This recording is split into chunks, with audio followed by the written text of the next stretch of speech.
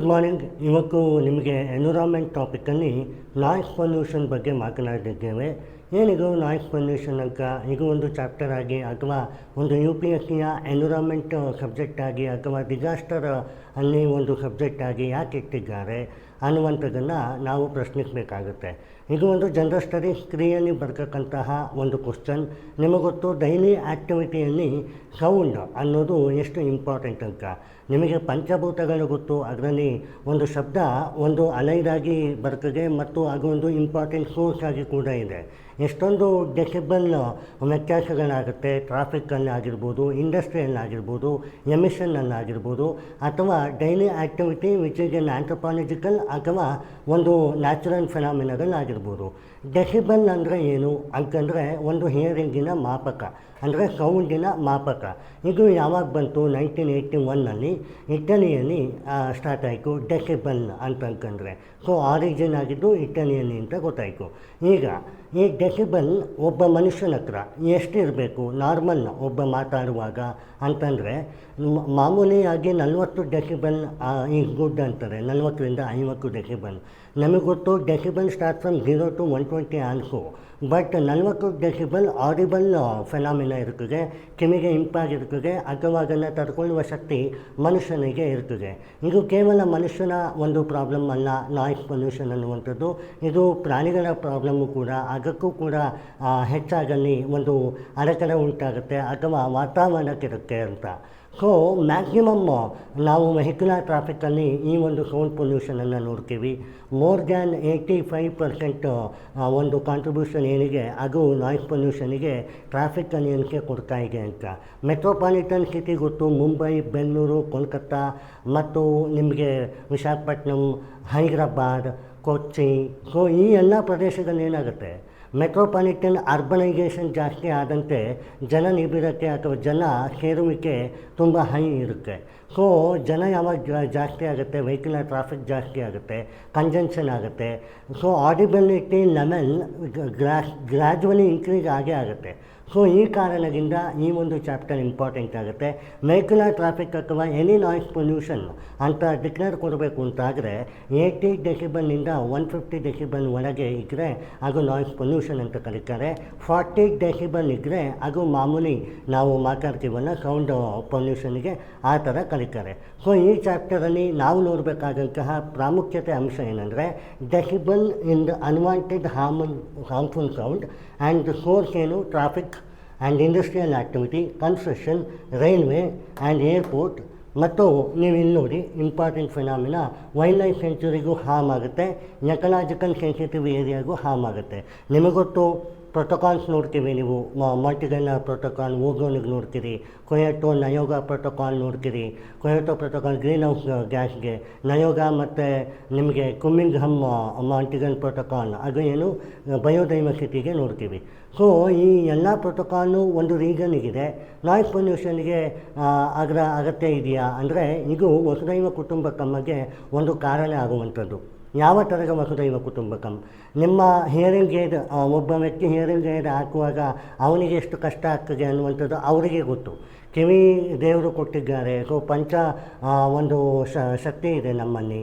So ಅದರಲ್ಲಿ ಕಣ್ಣು, ಕಿವಿ, ಚರ್ಮ, ನಾಲಿಗೆ ಅದೆಲ್ಲ ನಾವು ನೋಡ್ತಾ ಇದ್ದೇವೆ. ಸೊ ಈ ಸೌಂಡ್ ಅನ್ನುವಂಥದ್ದು ಒಂದು ಎನರ್ಜಿ. ಆ ಎನರ್ಜಿಯನ್ನು ಎಷ್ಟರ ಮಟ್ಟಿಗೆ ಸದುಪಯೋಗ ಕೊಡಬೇಕು ಅನ್ನುವಂಥದ್ದು ಈ ಚಾಪ್ಟರ್. ಅತಿಯಾದರೂ ಅಮೃತವು ವಿಷ ಅನ್ನುವಂಥದ್ದೆಲ್ಲ ನೀವು ನೋಡ್ತೀರಿ.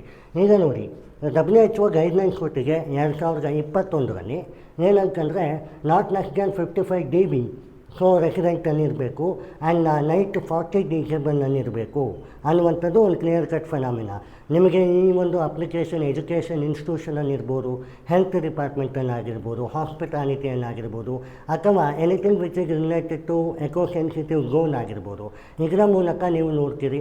So this is one among the concept of ಅಡೆಬಾರಿಕಲಿ extend towards the world Health Organization, not only for the world health, it is also for beneficiary to CBD ಅಂದರೆ ಕನ್ಸರ್ವೇಷನ್ ಆಫ್ ಬಯೋಡೈವರ್ಸಿಟಿ, ಎಲ್ಲವೂ including the biome of organization, organisms and so many things. It is not only the property, sound is not only the property of human, howda? It is also for an animal and also for who is listening, howda? So, ಈಗ objective ಏನು?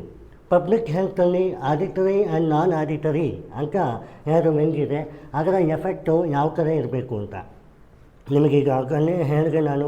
45 decibel ಇರಬೇಕು, 55 decibel ಇರಬೇಕು, that is A normal one. And 85 decibel ಇರಬೇಕು ಅಂತ ಅಂದರೆ ಅದು noise pollution ಆಗುತ್ತೆ ಅನ್ನುವಂಥದ್ದು. Next, promote awareness about noise pollution. ಎಷ್ಟು ಜನ ಅದನ್ನು ಕಾಪಾಡ್ತಾರೆ? ಈವನ್ ಒಂದು ಫೋನ್ ಕಾಲಲ್ಲಿ ಕೂಡ ಎಷ್ಟು ಜನ ಅದನ್ನು ಕಾಪಾಡ್ತಾರೆ, ಜೋರಾಗಿ ಮಾತಾಡೋದು ಅಥವಾ ಸೆನ್ಸಿಟಿವ್ ಏರಿಯಾ ಇರ್ತದೆ. ಎಷ್ಟೋ ಜನಕ್ಕೆ ಜಾಸ್ತಿ ಜೋರಾಗಿ ಮಾತಾಡುವಾಗ ಕಾರ್ಡಿಯಾಕ್ ಅರೆಸ್ಟ್ ಆಗಿರುವುದೂ ಉದಾಹರಣೆ ಇದೆ ದೊಡ್ಡ ಓಲ್ಡ್ ಪೀಪಲಿಗೆ. So this is what the vulnerability. Sensitivity is not come from the picture of long lasting. ಅದು ಒಂದು ಫ್ರಾಕ್ಷನ್ ಆಫ್ ಸೆಕೆಂಡ್ ಸಾಕು ಅದನ್ನು ಮಿಸ್ ಮ್ಯಾಚ್ ಮಾಡಲಿಕ್ಕೆ. Preservation of the ecological balance and wildlife. It is a condition of animal assessment too. ಹೌದಾ? So ಸ್ಟ್ಯಾಟಿಸ್ಟಿಕ್ಕನ್ನು ಗಮನಿಸಿ.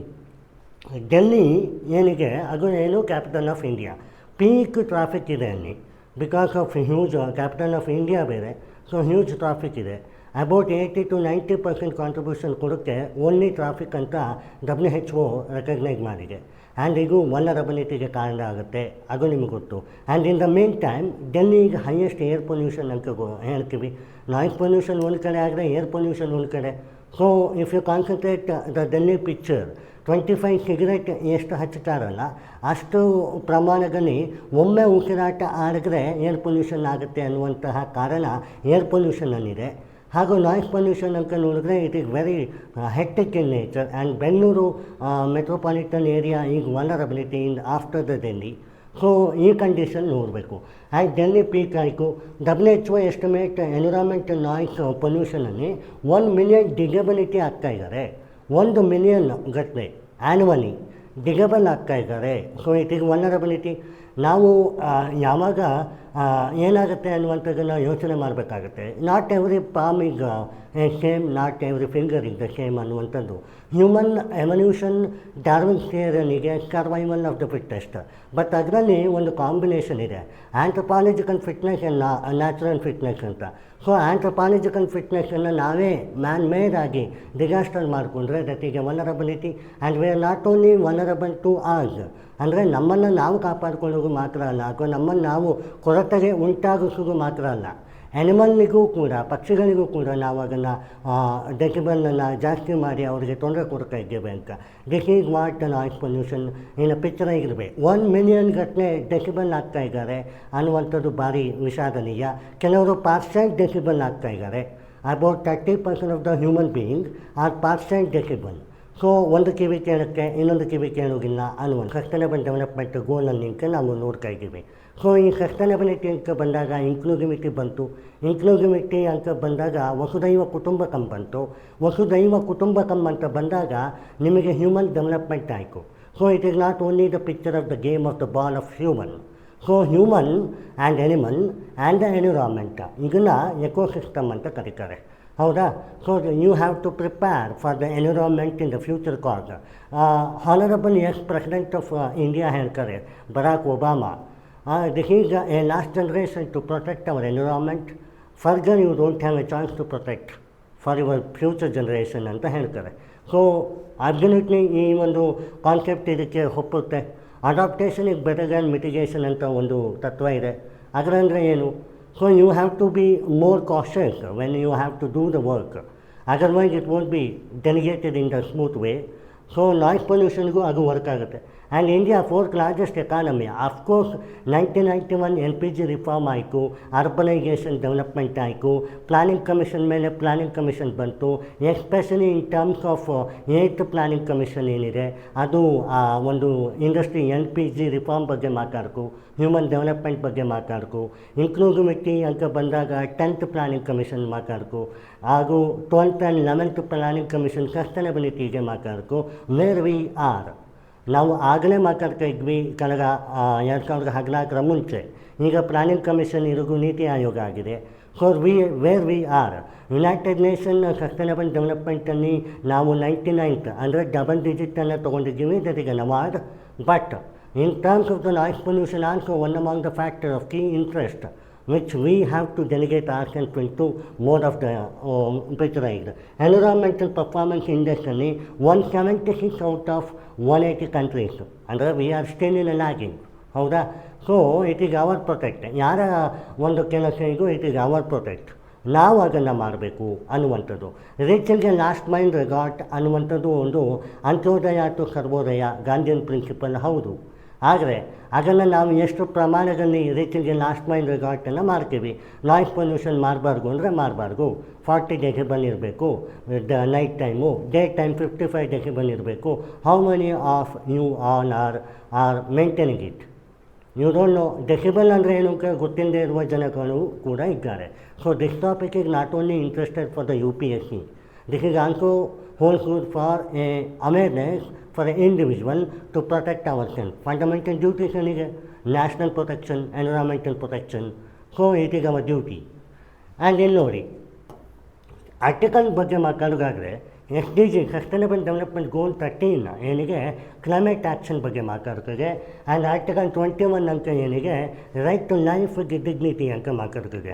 So ಹುಟ್ಟುವಾಗ disability ಇರೋದಿಲ್ಲ, ಆದರೆ ತದನಂತರ ಆಂಥ್ರಪಾಲಜಿಕಲ್ ವೇ ಅಲ್ಲಿ ಕಾಸ್ ಆದಾಗ ಡೆಸಿಬಲ್ ಜಾಸ್ತಿ ಆದಾಗ ಡಿಸಬಿಲಿಟಿ ಬರ್ತದೆ ಅಥವಾ ಪಾರ್ಷಲ್ ಡಿಸಬಿಲಿಟಿ ಬರ್ತದೆ ಅಂದರೆ ಅದನ್ನು we have to maintain. So our dignity life with human our control ಅಂತ ಹೇಳಿ.